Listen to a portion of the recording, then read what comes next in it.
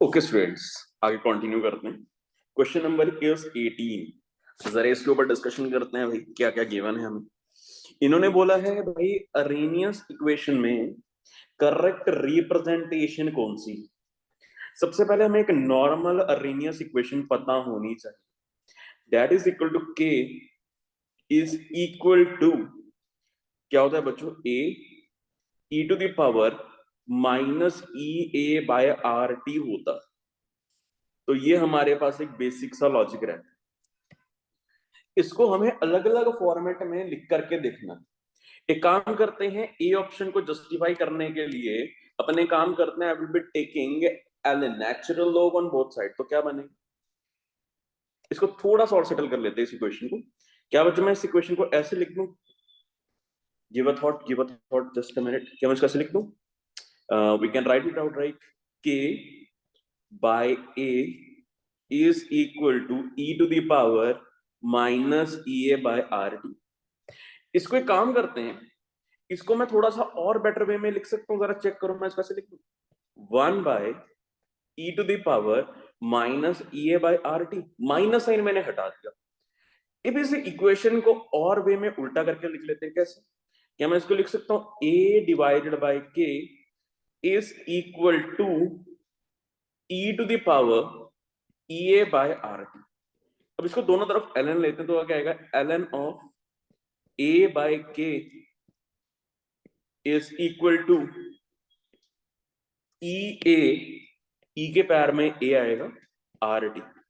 I think बहुत ही straight forward तरीके से हमें पता लग रहा है भाई, हमारा आंसर एकदम सही बन रहा है, ए ऑप्शन सही है। बट क्योंकि ये सवाल मल्टी करेक्ट है, बी ऑप्शन को भी इलेबोरेट करके देखते हैं। बी ऑप्शन को बनाने के लिए मैं फिर से इसी का इस्तेमाल करूंगा, जरा देखो कैसे। एक काम करते हैं, जो ऊपर वाली इक्वेशन है इसको मैं लिखता हूं, इसको मैं बहुत आसानी से, I can write it like that. इतना क्यों सोचना, एक सिंपल काम करते हैं ना, हम दोनों तरफ क्या लेते हैं, लॉग ले लेते हैं। सिंपल सिंपल काम करते हैं, एक बेसिक लॉग ले लेते हैं, या एल एन ले लेते हैं। हम लेंगे एल एन, तो क्या आएगा, L N k is equal to L N A minus E A by R T आ जाए। इसको थोड़ा ठीक करते हैं, इस एल एन को लॉग में कन्वर्ट करते हैं। लॉग में कन्वर्ट करेंगे, क्या आएगा, log k is equal to log A minus E A by 2.303 R T आ जाएगा। होपफुली तुम्हें पता होगा भाई, अगर अपन ln को log में कन्वर्ट करते हैं तो उसी की वजह से ये हमारे पास वैल्यू आ रही है। अब फर्दर एक काम करते हैं, अब थोड़ी सी कैलकुलेशन सही करनी है अपने को, और कुछ नहीं करना। इसको मैं थोड़ा ऐसे लिख सकता हूँ, log of a is equal to log of k plus E A by 2.303 R T. I think यही चीज हमारी एक्सप्रेशन बनती है नेक्स्ट, जिसका मतलब हमारा जो बी ऑप्शन है वो भी करेक्ट बनता है। ये हमारा ए ऑप्शन करेक्ट बना था, अब ये हमारा बी ऑप्शन भी करेक्ट बन गया। अब आते हैं सी ऑप्शन पे। सी ऑप्शन को देखते हैं भाई, सी ऑप्शन में करना क्या है, वापस से सेम एक्सप्रेशन लेंगे। देखो, सी और डी को मैं वापस से कॉपी कर लेता हूं, ताकि हमें पता रहे भाई हम क्या ड्रॉ करने की कोशिश कर रहे हैं। मैं टेम्परेरीली यहाँ पे पेस्ट कर रहा हूं, उसके बाद मैं हटा दूंगा। देखो, मुझे बनाना है C option.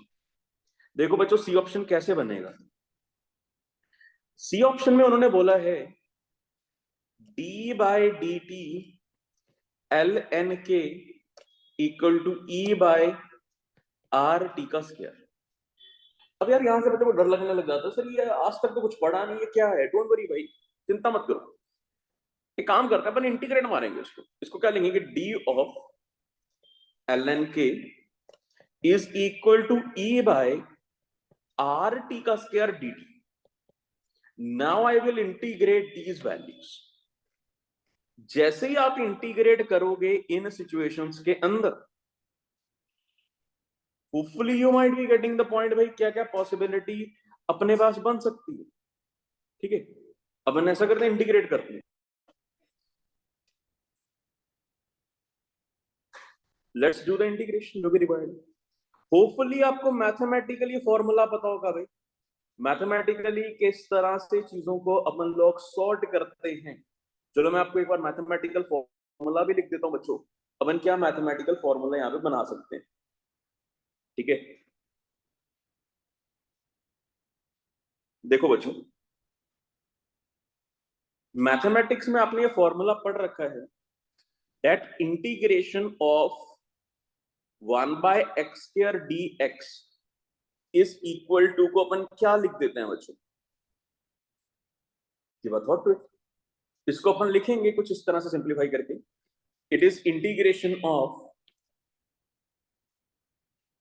x to the power -2 dx।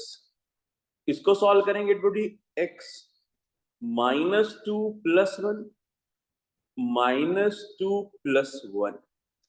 इसको अगर मैं थोड़ा सिंप्लीफाई करूं तो मेरे पास वैल्यू क्या आ जाएगी, हाँ जी प्लस c, एक कांस्टेंट c भी रहेगा। तो इसको अगर मैं और सिंप्लीफाई करूं, it must be x to the power -1 divided by -1 plus c। अब जरा इसको सिंप्लीफाई करते हैं। अगर मैं ये सेम लॉजिक टेम्परेचर की इंटीग्रेशन में लगा दूं, क्या मेरा क्वेश्चन सॉर्ट हो जाएगा? देखो इसको मैं लिख सकता हूं, this is ln k is equal to, अगर मैं इसके ऊपर लगाऊं, e और r कांस्टेंट है, बाहर आ जाएंगे। अब मैं t को ऐसे लिख सकता हूं, t to the power -1 divided by -1, ठीक है। ये आ जाएगा अपने पास, और साथ में ये प्लस किसके साथ हो जाएगा भाई, कांस्टेंट c आ जाएगा। Hopefully you are getting my point. इसके बाद अपन इसके अंदर पेज ऐड कर लेते हैं, just moment, I am just adding the page, फिर अपन आगे कंटिन्यू करते हैं, ठीक है। ये अपने पास बन के आ गए। अब इसको और बेसिक तरीके से सिंप्लीफाई करते हैं। इसको मैं क्या लिख सकता हूं बच्चों, ln k is equal to e RT -1 plus, क्या बच्चों ये दोनों फिक्स वैल्यू आगे जाके मल्टीप्लाई हो जाएंगी। आगे जाके मैं फिर से इसको एज अ कांस्टेंट ट्रीट कर सकता हूँ। जब ये इसके साथ भी मल्टीप्लाई करेंगे, एक बार इसके साथ भी मल्टीप्लाई करेंगे, ये दोनों कांस्टेंट वैल्यूज है, ये कांस्टेंट आ गया। इसको मैं लिख सकता हूँ ln k is equal to constant minus e by r। Check करूं, ये तो मैं एग्जैक्टली रिजेम्बलेंस दे रहा होगा, ln k is equal to ln a minus e by r। ये एग्जैक्ट रिजेम्बलेंस देगा इसके बराबर, और इसके बराबर रिजेम्बलेंस देगा, क्योंकि तुम्हें पता है ये भी बच्चों क्या होगा, कांस्टेंट, और ये भी बच्चों का यहाँ पे कांस्टेंट, जिसकी वजह से ही अपना ऑप्शन क्या कर जाता है भाई, मैच कर जाता है। तो ये हमारे पास ओवरऑल एक सिनारियो बनता है, and this is how we have to solve it out. तो मेरा सी ऑप्शन भी सही बनता है। अब बात करते हैं डी ऑप्शन। डी ऑप्शन को सिंप्लीफाई करते हैं। डी ऑप्शन वैसे तो मैं देखने से पता लग जाएगा ये ऑप्शन गलत है, क्यों? जो भी गलती हुई, गलती तो पक्का है भाई, इसके अंदर 2.303 मिसिंग है भाई।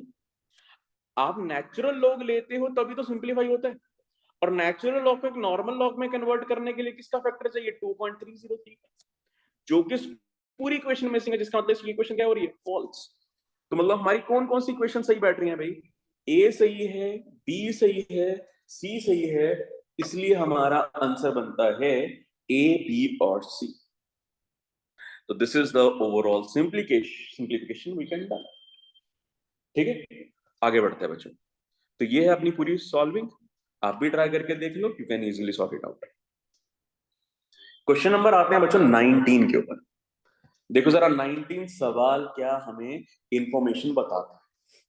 इनमें क्या पूछा गया है, which of the following are the correct statement regarding catalyzed and uncatalyzed reaction at constant temperature। देखो बच्चों, ये क्लास नोट्स में आपको ऑलरेडी पता होगा, क्लास नोट्स में ये हम ऑलरेडी डिस्कस कर बैठे हैं भाई। जो कैटलिस्ट होता है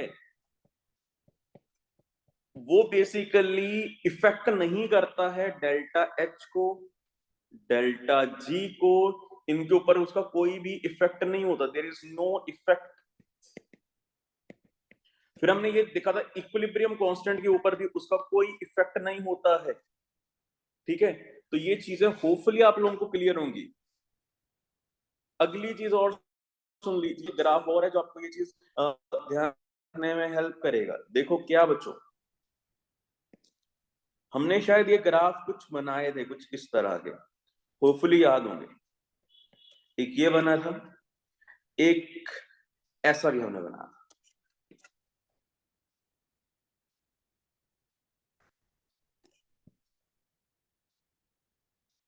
लो ये बनी, हमने ये डिस्कस की थी, जो ऊपर वाली ये ब्लू वाली लाइन है, ये तब सिनारियो बन रहा है जब हमारे पास रिएक्शन में कैटलिस्ट प्रेजेंट नहीं है।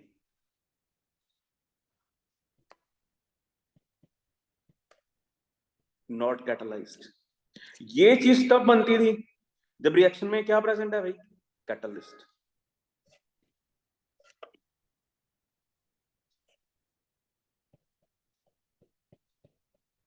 Presence of, in the presence of catalyst. अब आगे सुनिए, अब हो क्या रहा है, जैसे ही कैटलिस्ट प्रेजेंट होगा, कैटलिस्ट रिएक्शन में क्या करता है, ये उसका मैकेनिज्म ऑल्टर करता है, उसकी एक्टिवेशन एनर्जी घटा देता है, यही उसके काम है। अब इतनी इंफॉर्मेशन के बाद एक बार ट्राई करते हैं भाई क्वेश्चन कैसे सॉल्व करना है अपन। Come to the point. इन्होंने बोला catalyzed reaction does not alter delta H of the reaction।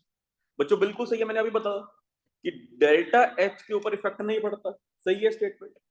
Eight constant temperature delta G of a catalysed and uncatalysed reaction is same. बिल्कुल सही बात है बच्चों, क्योंकि डेल्टा जी क्या बताता है कि प्रोसेस स्पॉन्टेनियस है या नॉन स्पॉन्टेनियस है। कैटलिस्ट सिर्फ स्पॉन्टेनियस प्रोसेस को ही फास्ट करा सकता है, पर डेल्टा जी के ऊपर फर्क नहीं डालेगा। अगला, catalyst reaction alter the equilibrium constant, गलत है भाई। हमने ये बोला कि इक्विलिब्रियम के ऊपर तो कोई इफेक्ट नहीं होता, मैंने नॉन लिख दिया, नो इफेक्ट लिख दो यहाँ पे, नो इफेक्ट। तो ये स्टेटमेंट क्या होगी, false. D option, catalyzed reaction alter rate of forward and rate of backward value equally at constant temperature. बिल्कुल सही है बच्चों, ये क्या बोल रहा है कि जो कैटलिस्ट है ना, रेट ऑफ फॉरवर्ड और रेट ऑफ बैकवर्ड को इक्वली इफेक्ट करता है। अब बोलोगे सर कैसे, एक चीज सोच के देखो बच्चों,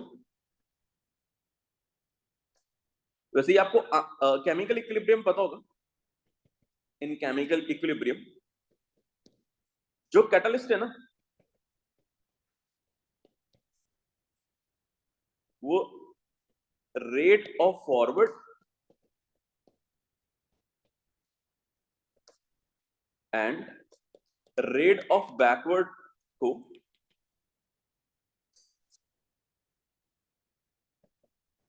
को इक्वली ऑल्टर करता है। कैसे वो देख लेते हैं, देखो बच्चों इस ग्राफ पे आते हैं।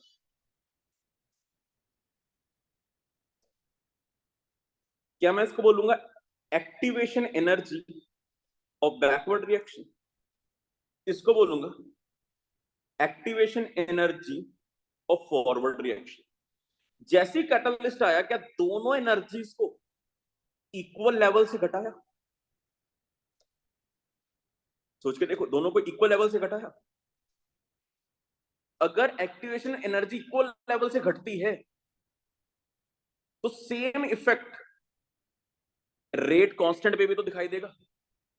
अगर सेम इफेक्ट रेट कांस्टेंट पे दिखाई देगा, क्या same effect rate of reaction पे भी डिफाइन होगा? बिल्कुल होगा।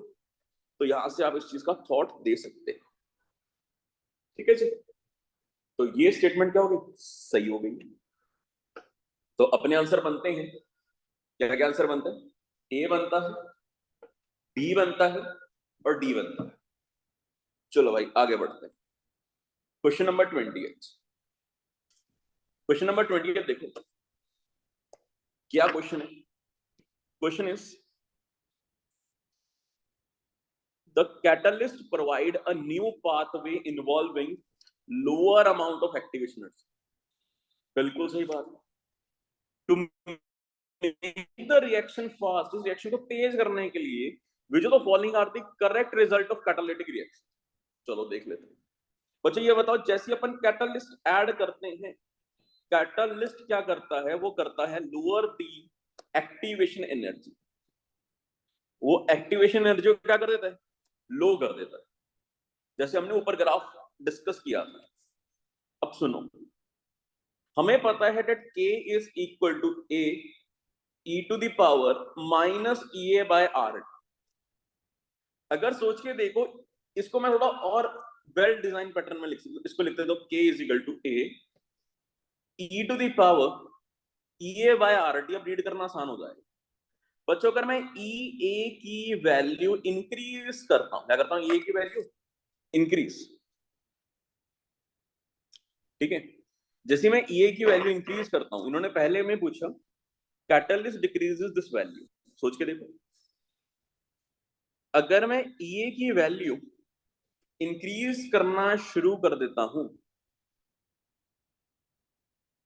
तो रेट कांस्टेंट पे क्या फर्क पड़ेगा वो डिस्कस कर लेते हैं। ई ए जैसे ही बढ़ेगा, क्या बच्चों ये पावर इंक्रीज हो रही है, ये पावर क्या हो रही है, इंक्रीज।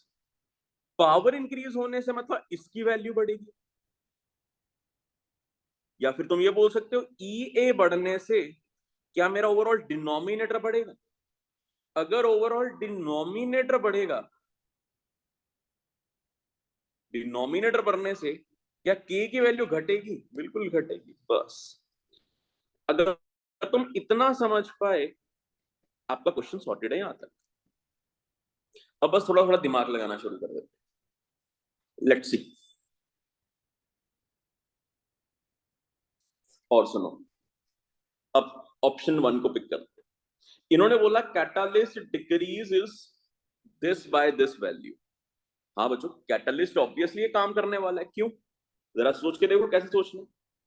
अगर ई ए घटेगा तो ऑब्वियसली बात है यार, ये ओवरऑल वैल्यू भी क्या करेगी, डिक्रीज करेगी। मतलब बात सही है। और अगर मैं इसी वैल्यू का आगे माइनस साइन एक्स्ट्रा चिपका देता हूं, अगर ये वैल्यू डिक्रीज हो रही थी तो अब क्या हो जाएगी, इंक्रीज, क्योंकि माइनस चीज उसका इफेक्ट क्या कर देगी, उल्टा। अगला सुनो, कैटलिस्ट इंक्रीजेस दिस वैल्यू। ये थॉट इट। इन्होंने क्या पूछा आप लोगों से, कैटलिस्ट क्या करेगा, इंक्रीज करेगा इस पूरी चीज की वैल्यू। जरा चेक करते हैं बच्चों कैसे।